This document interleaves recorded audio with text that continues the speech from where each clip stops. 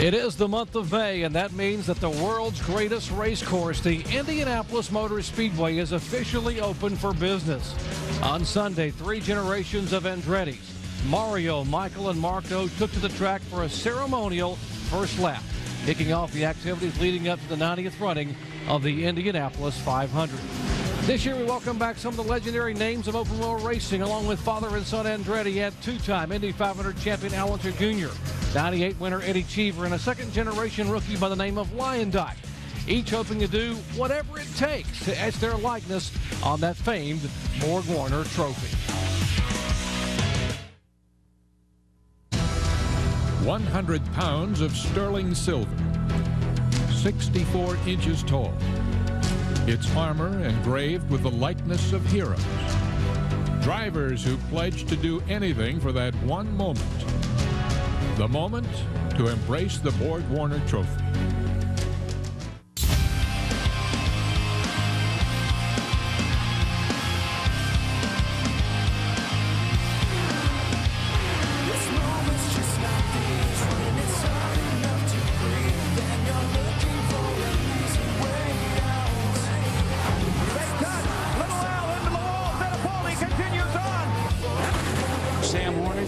The ill fate in Indy continues for this kid. Wheldon spins and hits the wall of the track chute. Car gets upside down.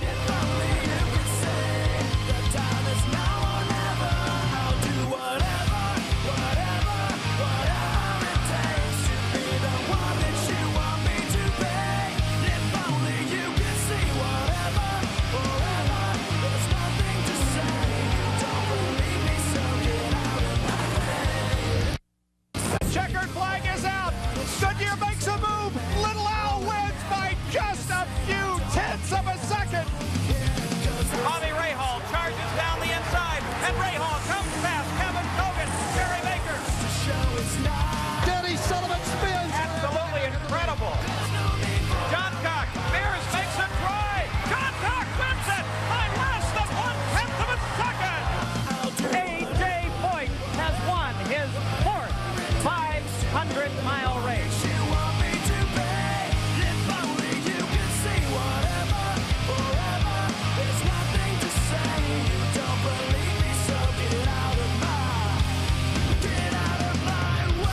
For the 90th year, Indianapolis Motor Speedway becomes the epicenter of the racing world. 500 miles, 200 laps. 33 drivers with one goal. 100 pounds of sterling silver.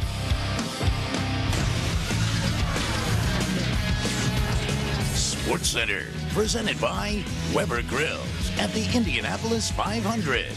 Brought to you by Weber, making the world a better place, one grill at a time.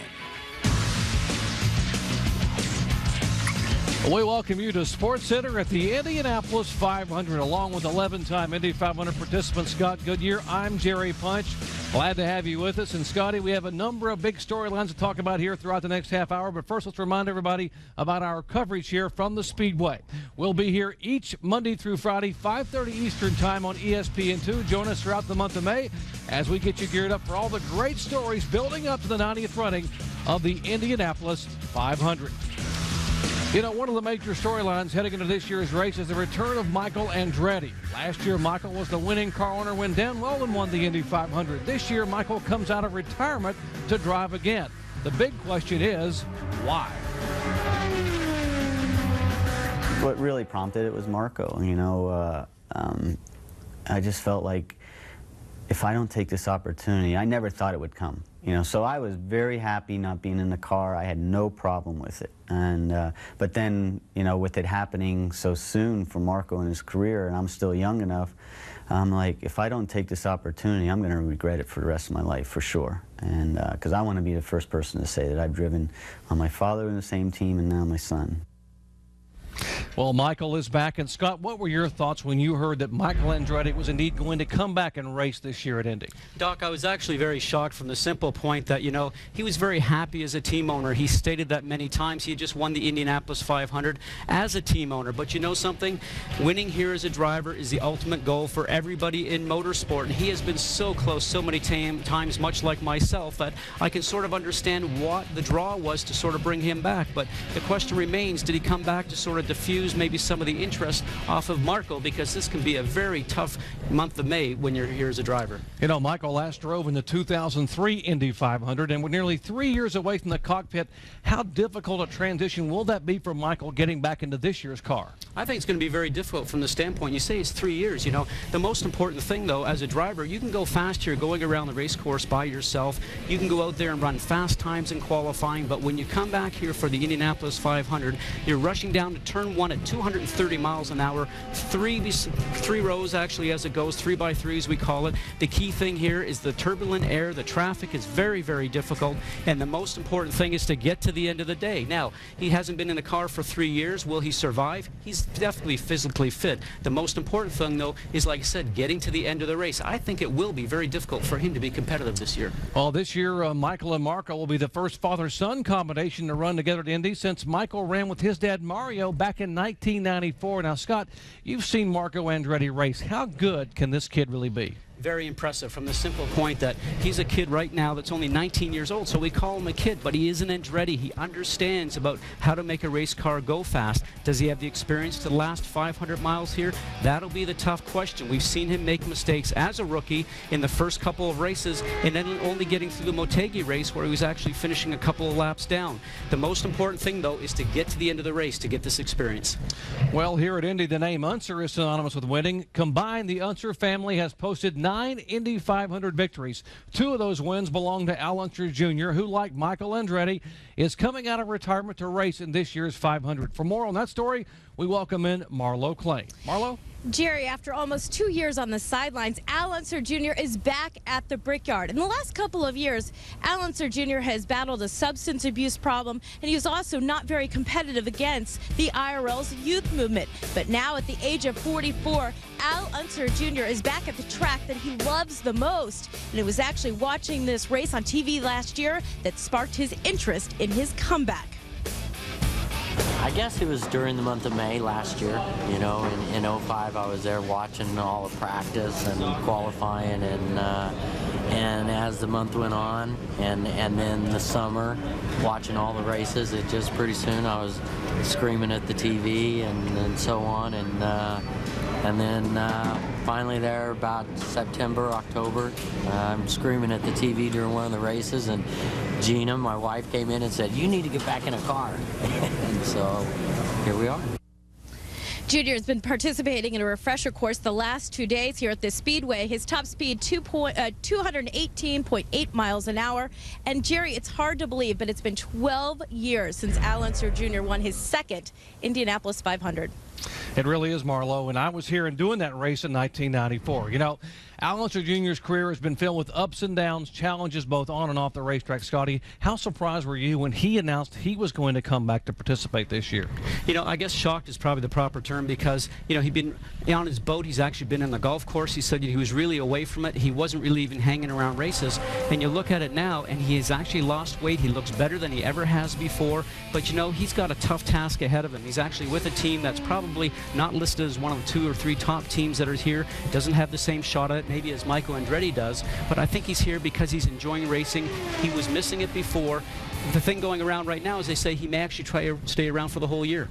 Little Al once said, you don't know what Indy means, but what does it mean to IndyCar Series action to have him, a legendary name, back in the sport? I think it's very important. You got the Andretti name coming back along with Al Jr. I mean, you don't have to say Al Unser Jr. All you have to say is just Unser Jr. And here's the finish in 1992 that I see so many times through replays, and that was a great race that day. And I think that since he'd been here since 1983, he was due the win. And here he is winning in 1994. I mean, he's a 2-time winner to come back to this race and bring part of the Unser name, who has won this race here 9 times. I think that is so important. He is having fun. He will will be competitive on race day. A race win, doubtful.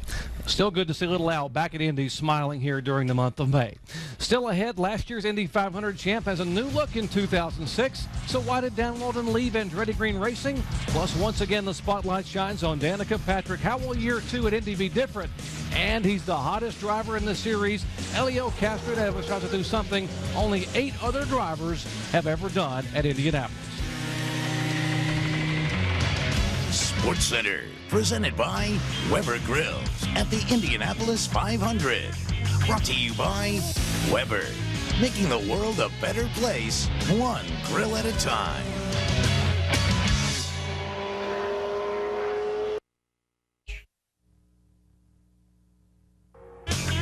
Welcome back to Sports Center, presented by Weber Grills at the Indianapolis 500.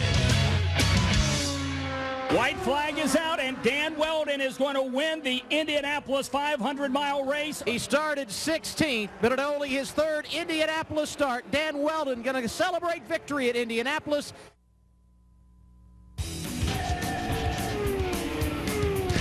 Defending champion Dan Wheldon has a new owner and a new ride in 2006, leaving the Andretti Green team to join forces with Target Ganassi Racing. So why make the move? Why change teams? 500 is something that really grabs me, though. I really do enjoy that event, and it means a ton to me to win.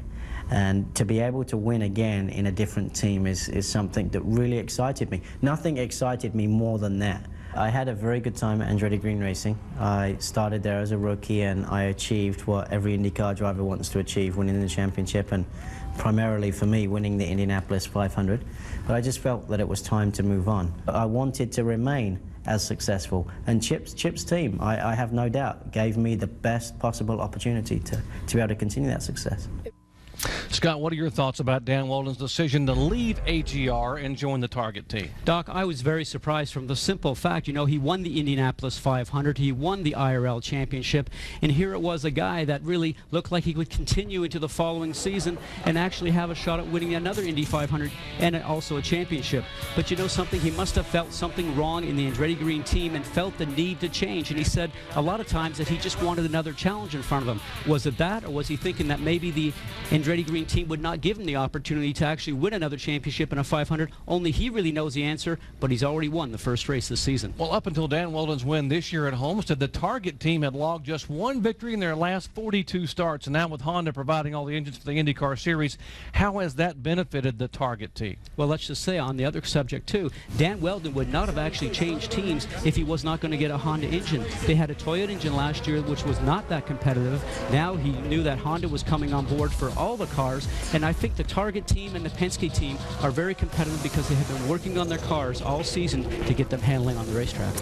Well, without question, Danica Patrick was the story of the month last year in the month of May. She came within a hiccup of sitting on the pole, became the first female driver to ever lead a lap in the race, and made history by finishing 4th, the best ever by a woman in the Indianapolis 500. This year, Danica hopes once again to rewrite the record books.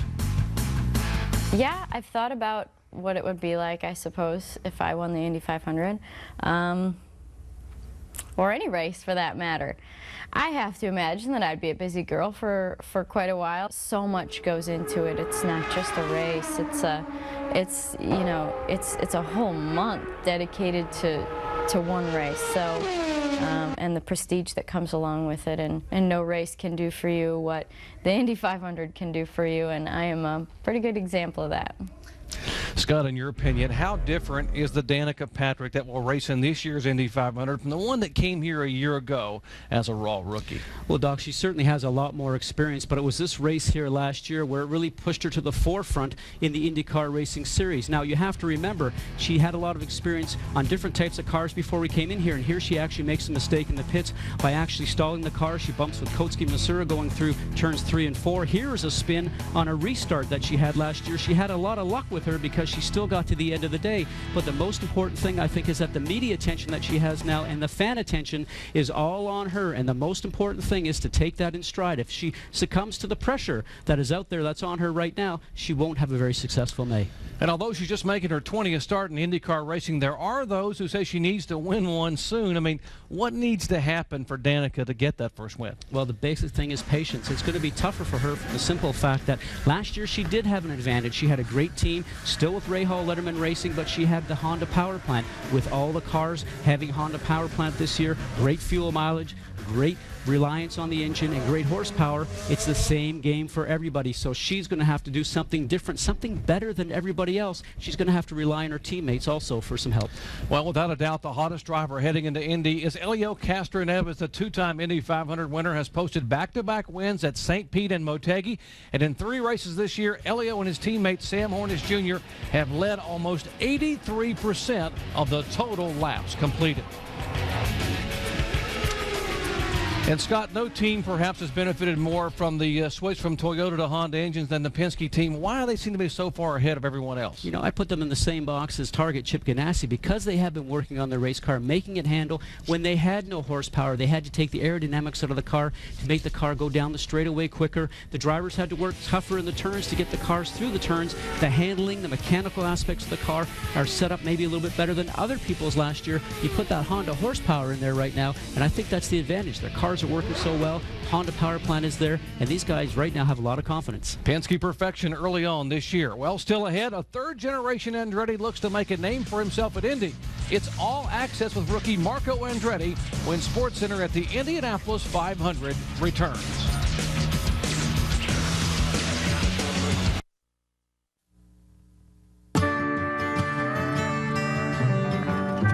This is Sid Collins saying welcome to the Indianapolis Motor Speedway. I think it was like 66 or 67. And I was here with my brother and my 2 cousins, and they dressed us up in these Firestone race suits. My first memory was coming here testing, just doing those first laps, and how narrow the track was. I remember the first time I ever came here was back in '96, and to sit in turn 4 with the crowd and the noise of not only the cars but the people even, it was just pretty unbelievable. This was my very first IndyCar race in 1994, driving for A.J. Foyt. That was big for me. I mean, just finally to break into the big time, that was a real high point. My first memory has to just be hanging out at the Speedway Motel playing with my little race cars, wishing I was out there. I guess my dream's coming true. Well, indeed, Marco Andretti's dream is coming true. This year, the rookie spotlight shines on Marco, the 19-year-old grandson of legendary driver Mario Andretti and son of Michael Andretti. Now, throughout the month of May, we will feature a different driver on our daily diary.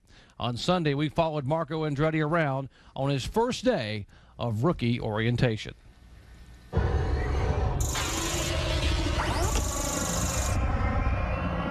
Hello race fans, this is Marco Andretti driving the number 26 NYSE car. This morning was very special.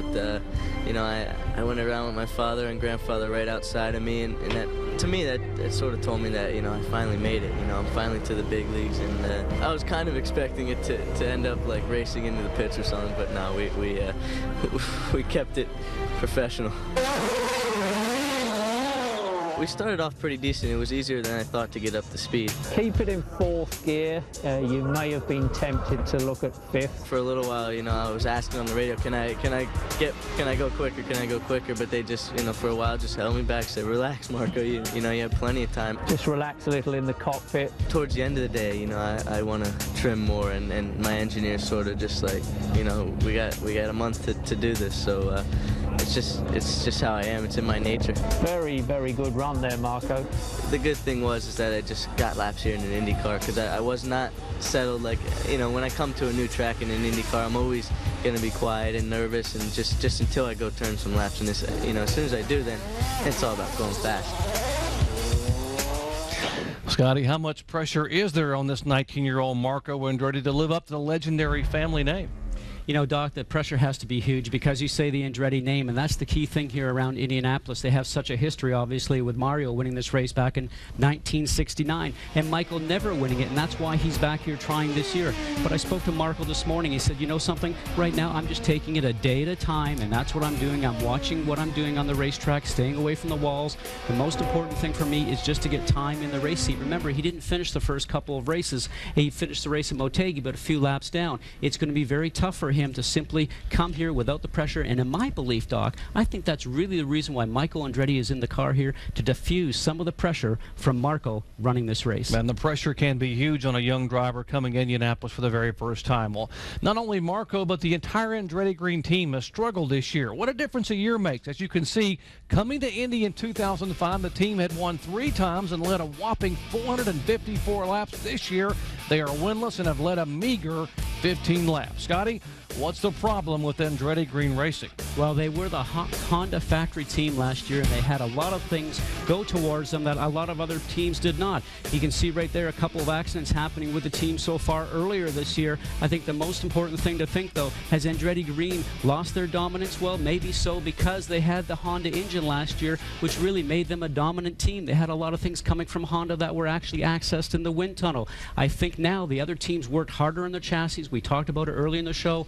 Penske and Target Chip Ganassi. Maybe those are the teams right now that are going to be on the top of the list for the whole month of May. I think AGR is just waiting for the month of May and going to get the big one here at the end of May, the Indy 500. Now's the time to do it. Exactly.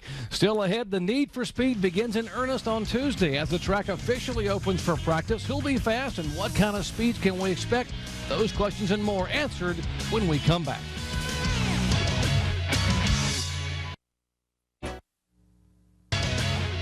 SportsCenter, presented by Weber Grills at the Indianapolis 500.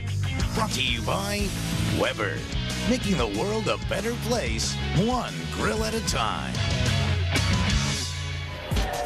Top speeds of the afternoon. Here's a track that's open only to rookies and those getting refresher courses. Townsend Bell in the Vision car.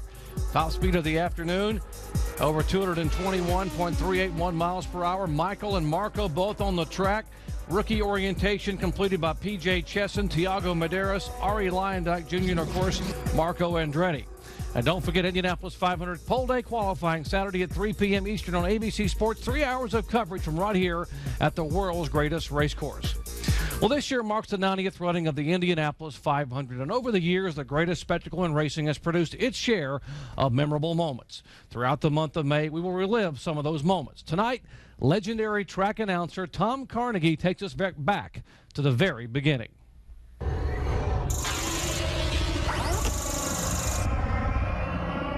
In 1911, Ray Haroon secured his place in Indy history by winning the inaugural Indianapolis 500. The significance of Haroon's victory was that his bright yellow car, the Marmon Wasp, was the only single-seat car in the race. Tuesday, the first full day on practice at Indianapolis. Scotty, what can we expect to see in terms of speeds and who will be fast? The pace is definitely going to pick up, and I look forward to the Penske guys and the Target Chip Ganassi guys to be up front for sure. You know, the rookies have to go out there and start to blend with all those guys that are going out there very quickly. And the other thing, weather, they say. Maybe some weather is coming in here, so get your speeds up fast and get ready for qualifying. Well, don't forget, we're back tomorrow at 5:30 p.m. Eastern with the first full day of IndyCar Series practice as both the racing royalty and the rookies prepare to do whatever it takes to win the greatest spectacle in racing, the Indianapolis 500. So long, everyone. I'll do whatever.